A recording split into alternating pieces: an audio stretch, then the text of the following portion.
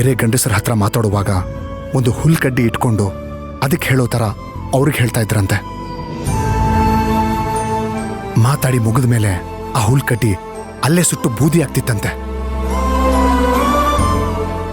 ಯಾಕೆ ಗೊತ್ತಾ?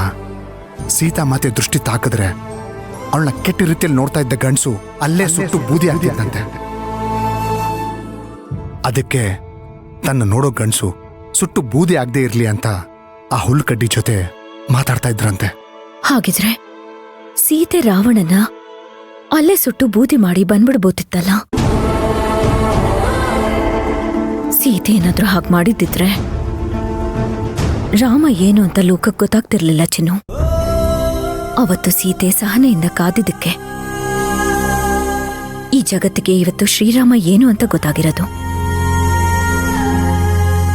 ಹೌದಲ್ವಾ ಶಾಂತಿ? ನೀನಿಲ್ಲಿ ಬರ್ತಾ ಇರೋ ಸಂಕಟ ನೋಡ್ತಾ ಇದ್ರೆ ನನಗೂ ಹಾಗೆ ಅನಿಸ್ತಾ ಇದೆ. ಆದ್ರೆ ಏನ್ ಮಾಡೋದು, ಇಲ್ಲಿರೋರು ಎಲ್ಲರೂ ಶ್ರೀರಾಮಚಂದ್ರ ಆಗೋದಕ್ಕಾಗಲ್ವಲ್ಲ. ಅದಕ್ಕೆ ಏನ್ ಮಾಡು ಅಂತ್ಯಾ? ನೋಡು, ನಾನು ಹೀಗೆ ಹೇಳ್ತಾ ಇದ್ದೀನಿ ಅಂತ ತಪ್ಪು ತಿಳ್ಕೊಬೇಡ. ಆ ಸುಶಾಂತ್ ಅವ್ರನ್ನ ಪಕ್ಕಕ್ಕಿಟ್ಟು ಈಗ ಆ ಹುಡುಗ ಇದ್ದಾನಲ್ಲ, ಆ ಸುಮಂತ್ ಅವ್ರನ್ನ ನೀನೇನಾದ್ರೂ... ಏ ಚಿನ್ನು, ಏನು ಮಾತಾಡ್ತಿದ್ಯಾ? ನಿಂಗೆ ಎಷ್ಟು ಸಲ ಹೇಳಿದ್ದೀನಿ, ನಾನು ಸುಶಾಂತ್ಗೆ ಹೆಂಡತಿ ಮಾತ್ರ ಅಲ್ಲ, ರಾಘವ್ಗೆ ತಾಯಿ. ಅವನಿಗೆ ನಾನು ಜನ್ಮ ಕೊಟ್ಟಿದ್ದೀನಿ.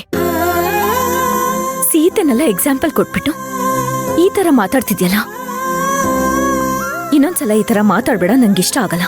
ಸಾರಿ ಸಾರಿ ಸಾರಿ ಸಾರಿ ಶಾಂತಿ, ನಿಜವಾಗ್ಲೂ ಸಾರಿ.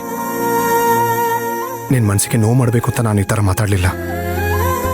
ಸುಶಾಂತ್ ಸರ್ಗೋಸ್ಕರ ನೀನ್ ಇಷ್ಟೊಂದು ಸಂಕಟ ಪಡ್ತಾ ಇದೆಯಲ್ಲ, ಅದನ್ನ ನೋಡಕ್ಕಾಗದೆ ಈ ತರ ಹೇಳಿದೆ ಅಷ್ಟೇ. ನಾನು ಸುಶಾಂತ್ಗೋಸ್ಕರ ಫೀಲ್ ಮಾಡ್ತಿಲ್ಲ, ನನ್ನ ಗಂಧ ರಾಘವ್ಗೋಸ್ಕರ, ಅವನ್ ಭವಿಷ್ಯಕ್ಕೋಸ್ಕರ.